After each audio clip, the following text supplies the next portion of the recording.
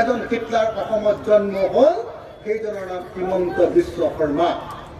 মই অসমৰ প্ৰত্যেকজন নাগৰিকক কৈ থৈ যাব খুজিছো, এদিন হ'লেও অসমৰ ইতিহাসত ক'বগৈ লাগিব যে অসমীয়া জাতিয়ে হিমন্ত বিশ্ব শৰ্মা নামৰ এজন মুখ্যমন্ত্ৰীক দি জাতিটোক চিৰদিনৰ কাৰণে পংগু কৰি পেলালে। এজন অতি ফেটিহা, অতি দুৰ্ভাগ্যজনকভাৱে সকলো মানুহক খুটিব পৰা এজন মানুহক আমি শাসনলৈ দিলোঁ।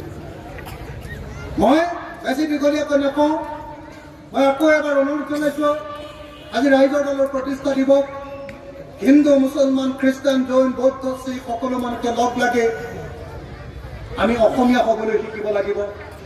আমাৰ প্ৰাথমিক পৰিচয় অসমীয়া হ'ব লাগিব।